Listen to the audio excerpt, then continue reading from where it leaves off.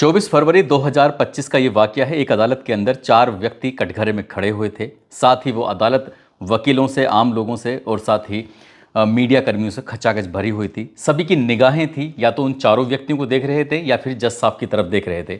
अब जज साहब की तरफ फैसला आने वाला था क्योंकि इस मामले की पूरी तरह सुनवाई हो चुकी थी।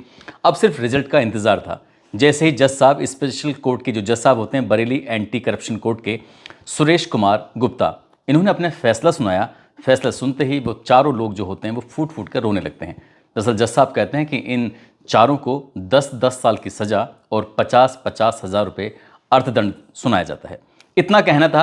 अब इन चारों में से एक तो गुंडा होता है, 3 सिपाही होते हैं और साथ ही कहा जाता है इनको गिरफ्तार करो और गिरफ्तार करने के बाद जेल भेज दो।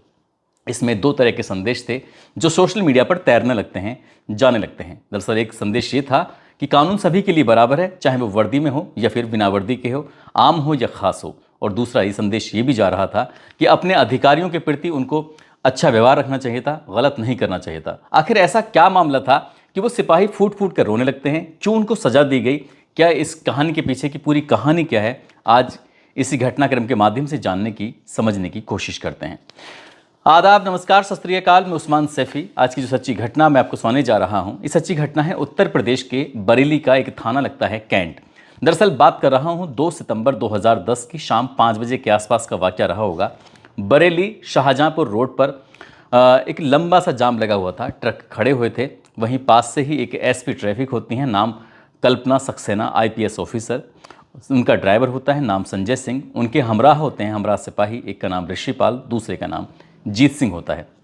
ये सब साथ थे और इसी बीच में ये IPS ऑफिसर कल्पना सक्सेना ने किसी से पूछा कि ये जाम क्यों लगा हुआ है, क्या बात है। तभी किसी ने कहा कि तुम्हारे ही लोग तो यहाँ अवैध वसूली कर रहे हैं। जैसे ही IPS ऑफिसर ने ये बात सुनी, उनको बड़ा अटपटा लगा, बुरा लगा।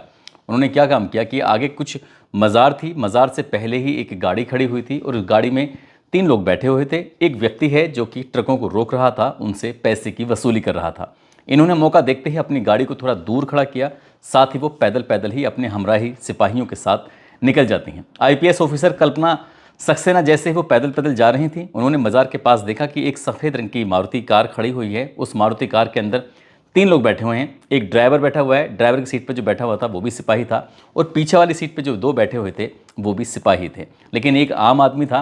वो आम आदमी उनकी शह पर ट्रकों के ड्राइवरों से, चालकों से वसूली कर रहा था। जैसे जैसे मनमानी कर रहा था, इसी मनमानी के चलते जाम लग जाता है। जो देरी कर रहा था उसको रोका जा रहा था और ये लंबा जाम लग जाता है और लंबे जाम की ही सूचना इस IPS ऑफिसर के पास पहुंच जाती है। अब IPS ऑफिसर ने जैसे ही उस व्यक्ति को रोकने की, टोकने की कोशिश की, इसी बीच में ये खबर, ये आवाज़ पहुँच जाती है कार में बैठे हुए 3 सिपाहियों तक।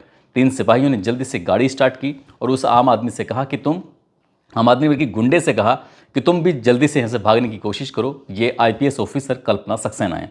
कल्पना सक्सेना के बात सुनने के बाद उस गाड़ी को जैसे ही वहाँ से भगाने की कोशिश की जा रही थी, तो ड्राइवर जो था, जिसका नाम मनोज सा सिपाही, वो गाड़ी चला रहा था। IPS ऑफिसर ने दौड़कर, इससे पहले कि गाड़ी की रफ्तार ज़्यादा बढ़ती, IPS ऑफिसर कल्पना सक्सेना की रफ्तार तेज़ बढ़ जाती है और उन्होंने, जैसे फिल्मों का सीन होता है, कि खिड़की के अंदर हाथ डाला और उसकी ड्राइवर की गर्दन पकड़ ली और गर्दन पकड़ने के बाद उससे रुकने के लिए कहा, क्योंकि वो लगातार भागने की कोशिश कर रहा था। इस बीच में जो लगातार भागने की कोशिश कर रहा है, पीछे जो बैठे हुए सिपाही थे, उन सिपाहियों ने उस IPS ऑफिसर को पीटना शुरू कर दिया। कभी वो सिर पर मार रहे हैं, तो कभी हाथ पर मार रहे हैं, कभी उसे धक्का देने की कोशिश कर रहे हैं। लेकिन IPS ऑफिसर ने हिम्मत नहीं हारी और डटकर मुकाबला करती रही। वो बार बार एक बात कह रहे थे कि यहाँ से भागने की बिल्कुल भी कोशिश मत करो, आप जहाँ हो वहीं के वहीं रुक जाओ, नहीं तो अंजाम ठीक नहीं होगा। जब इस तरह की बात थी, लेकिन जो सिपाही थे वो डर नहीं रहे थे, बल्कि उस IPS ऑफिसर के साथ मारपीट भी कर रहे थे। और ये 200 मीटर तक ऐसे ही गाड़ी चलती रहती है और ये सीन लगातार दोहराया चला जा रहा था। हद तो तब हो जाती है जब IPS ऑफिसर को उस गाड़ी से कुचलने की पूरी कोशिश की गई थी, लेकिन IPS ऑफिसर ने किसी तरकीब से कूद कर वहाँ से उससे अलग हटकर अपनी जान बचाई। वो जब गिरती हैं तो वो गंभीर रूप से घायल हो जाती हैं। तीनों के तीनों सिपाही वहाँ से भाग जाते हैं।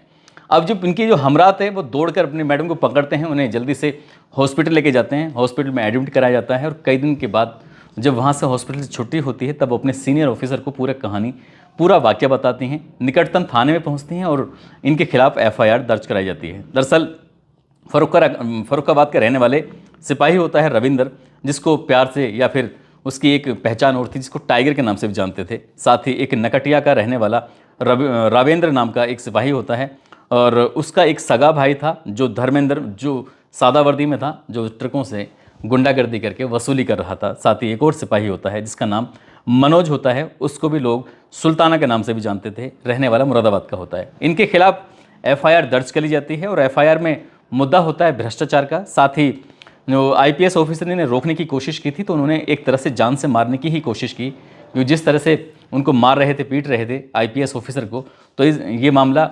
हत्या का प्रयास और साथ ही भ्रष्टाचार के मामले में एफआईआर दर्ज हो जाती है। अब इस मामले में पुलिस की तरफ से जब जांच पड़ताल की जाती है तो तीनों सिपाहियों को निलंबित कर दिया जाता है, उनके खिलाफ जो जांच पाई जाती है। साथ ही जब उनके ऊपर दोष सिद्ध पाया जाता है तो साल 2014 की बात है, उनको सेवा से यानी कि उत्तर प्रदेश की पुलिस से उन्हें बर्खास्त कर दिया जाता है। और ये मामला फिर ये तीनों जो आरोपी हो सिपाही होते हैं ये कोर्ट चले जाते हैं और ये अपने ऊपर लगे हुए आरोपों को बताते हैं कि हमारे ऊपर जो लगे हुए आरोप हैं ये बिल्कुल निराधार है, इनके में कोई दम नहीं है, बेदम है। और हाई कोर्ट ने इनके मामले की सुनवाई की, इनको फिर से बहाल कर दिया जाता है। लेकिन मामला फिर एक और आईपीएस ऑफिसर होते हैं, उन आईपीएस ऑफिसर ने इस मामले की पुनः जांच पड़ताल की और पुनः जांच करने के बाद भी इनके जो ऊपर लगे हुए आरोप थे ये दोषी पाए जाते हैं और दोषी पाए जाने पर दिसंबर 2021 का ये वाकया है, इन्हें फिर से सेवा से बर्खास्त कर दिया जाता है। उधर इस मामले की जांच पड़ताल दी गई थी, सीओ एसपी सिंह होते हैं, लेकिन एसपी सिंह ने उतने ये जो भ्रष्टाचार के इन पर आरोप लगाए थे तो भ्रष्टाचार के लायक वो साक्ष्य जुटाने में सक्षम नहीं हो पाए, यानी कि वो जो साक्ष्य थे, जो सबूत थे वो भ्रष्टाचार के जुटा नहीं पाए, उन लोगों तक पहुंच नहीं पाए, उन ट्रकों से जो वसूली हो रही थी। तो इसलिए इन पर ये तो आरोप सिद्ध होता नहीं है। लेकिन ये बात है 24 फरवरी 2025 को लगभग 14 साल तक ये केस चलता है और 14 साल के बाद इस मामले में जब अदालत की तरफ से फैसला आता है तो इन आरोपियों को जो सिपाही होते हैं इनको 10-10 हज़ार की सज़ा और साथ ही 50-50 हज़ार रुपये अर्थदंड की भी सज़ा सुनाई जाती है। इसमें जो इनका एक सिपाही का भाई जो होता है आरोपी, जो गुंडा होता है जिसका नाम धर्मेंद्र होता है, उसको भी सज़ा सुनाई जाती है। चारों ये अदालत में होते हैं, अदालत के कटघरे में होते हैं और जैसे ही सज़ा सुनाई जाती है तो ये चारों फूट फूट कर रोने लगते हैं और अपनी ज़िंदगी की जो बची हुई ज़िंदगी की उसकी दुहाई देने लगते हैं। कहते हैं कि ये सब होने के बाद हमारी ज़िंदगी पूरी तरह से बर्बाद हो चुकी है। अब इसी बीच में अखबार वाले जो मीडिया वाले थे उन्होंने इनका फ़ोटो लिया, जब इनको पुलिस वालों को गिरफ्तार करके जेल भेजा तो ये खबर सुर्खियाँ बन जाती है, अखबारों में पहुंच जाती है, हर जगह इस खबर की फिर चर्चा होनी शुरू हो जाती है। अब हर कोई इस कहानी के बारे में जानने में जुट जाता है कि आखिरकार ऐसा क्या था। तो इन्होंने उस आईपीएस ऑफिसर को, अगर आईपीएस ऑफिसर ने पूरी शिद्दत से, पूरी ताकत से काम न लिया होता तो शायद ये लोग उनको जान से मार देते और इसीलिए ये मामला अदालत में भी गया था। दरअसल ये आईपीएस ऑफिसर होती हैं जो 21 अप्रैल 1968 को ये इनकी पैदाइश होती है उत्तर प्रदेश के मेरठ से, मेरठ कॉलेज से इनकी पढ़ाई लिखाई हुई थी। ज्योग्राफी में से बताया जाता है कि इन्होंने एमए किया था। साथ ही इन्होंने साल 1990 में पीपीएस की परीक्षा पास करने के बाद सर्किल ऑफिसर का इनकी सीओ बन जाती हैं और 16 जनवरी साल 1994 को ये पहली नियुक्ति पाई जाती हैं। उसके बाद लगभग 16 साल के बाद इनको आईपीएस का कैडर मिल जाता है, यानी कि साल 2010 में ये आईपीएस ऑफिसर बन जाती हैं और उसके बाद इनकी जगह जगह पोस्टिंग होती चली जाती है और बरेली में ये इनकी पहली पोस्टिंग होती है। पहली पोस्टिंग में ही इनके साथ ये हादसा हो जाता है। इनके साथ 3 सिपाही इन्हें जान से मारने की कोशिश करते हैं, अपनी कार से कुचलने की कोशिश करते हैं। ये मामला लगभग 14 साल तक अदालत में चलता रहता है और उसके बाद फिर अदालत से फैसला आता है तो पूरे उत्तर प्रदेश में इस बात की चर्चा हो जाती है। अगर आज फिलहाल वर्तमान स्थिति की बात करें तो इनका डीआईजी का पद है और ये फिलहाल गाजियाबाद में इनकी पोस्टिंग चल रही है। दोस्तों, इस पूरे घटनाक्रम को सुनाने का उद्देश्य किसी को परेशान करना नहीं है, किसी का दिल दुखाना नहीं है, बल्कि आपको जागरूक करना है, आपको सचेत करना है। जिस तरह से उन तीनों पुलिस वालों ने भ्रष्टाचार किया, इनकी वो रिश्वत ले रहे थे और अपने ही सगे भाई का इस्तेमाल कर रहा था, काश आईपीएस ऑफिसर के कहने पर वो रुक जाते तो शायद उन्हें हो सकता है कि भ्रष्टाचार के मामले में उनको निलंबित होने की सज़ा मिल जाती या इससे बड़ी सज़ा नहीं हो सकती थी। लेकिन जिस तरह से उनकी ज़िंदगी पूरी तरह से बर्बाद हो चुकी है, कई साल तक वो सलाखों के पीछे भी रहे और नौकरी से भी उन्हें बर्खास्त होना पड़ा, तो उन्हें बहुत बड़ी सज़ा मिली है। इस मामले से न केवल इनको सज़ा मिली है बल्कि पूरे उत्तर प्रदेश के जो सिपाही हैं या फिर और लोग हैं, कर्मचारी सरकारी, उनका एक संदेश है कि अधिकारियों के प्रति किस तरह का व्यवहार करना चाहिए। जाते जाते ये सऊदी अरब के रहने वाले आयान अली हैं, साथ ही दक्ष हैं, सुभाष सिंह राणा हैं जो कि दिल्ली से हैं। आज इनका जन्मदिन है, इनको जन्मदिन की ढेरों सारी शुभकामनाएं, बहुत बहुत मुबारकबाद। साथ ही कुछ लोगों ने नाम लेने की अपील की है, जिसमें मध्य प्रदेश की निशा सोलंकी हैं, आज उनकी शादी की सालगिरह है। चित्तौड़गढ़ के प्रभु लाल मेघवाल हैं।